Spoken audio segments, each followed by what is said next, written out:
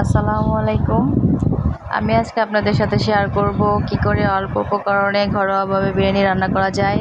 আমি এখানে আদা, রসুন, কাঠবাদাম, পেস্তা বাদাম এবং কিশমিশ পেস্ট করে নিয়েছি এবং মাংসটা ম্যারিনেট করে বসিয়ে দিয়েছি।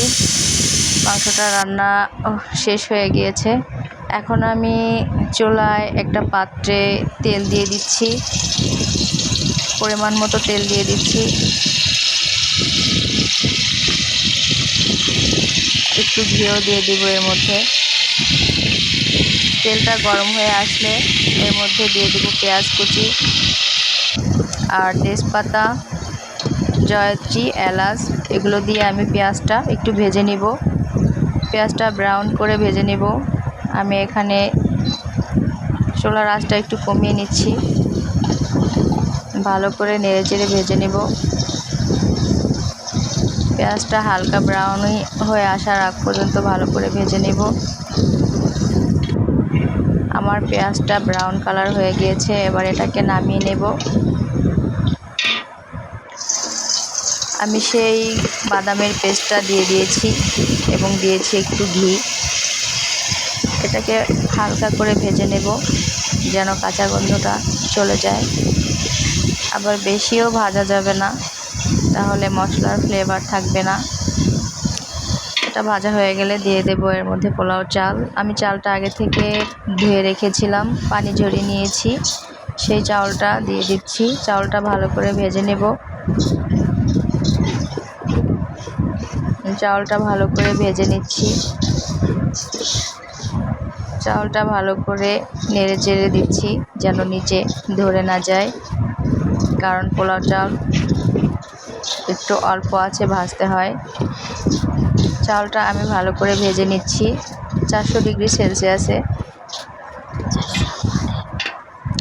এখানে চাউলটা ভেজে নেওয়া হয়ে গেলে দিয়ে দেব পরিমাণ মতো পানি। আমি এখানে আধা কেজি চাউল দিয়েছি, দিয়ে দিচ্ছি কিশমিশ আর দিয়ে দেব এর মধ্যে কিছু কাঁচামরিচ। এগুলো দিয়ে আর একটু ভালো করে নেড়ে দেব, ভালো করে মিশিয়ে দিচ্ছি। তারপরে এদিকে আমার মাংসটা রান্না করা হয়ে গিয়েছে, মাংসটা রেডি করে নিয়েছি। এখানে 10 মিনিটের জন্য ঢাকা দিয়ে দমে দিয়ে দিয়েছি। 10 মিনিট পর আমি এটাকে খুলে দেখব।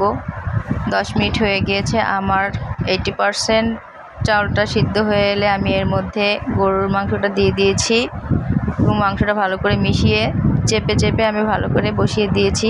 আবার এটাকে ঢাকনা দিয়ে 2 মিনিটের জন্য দমে দিয়ে দিচ্ছি।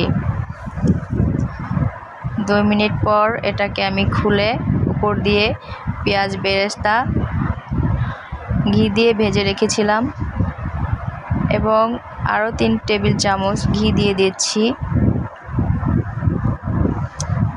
ঘি দিলে হয় কি, বিরিয়ানির স্বাদটা দ্বিগুণ বেড়ে যায় আর গন্ধ, ফ্লেভার সব মিলেই অসাধারণ হয়, খেতেও দারুণ।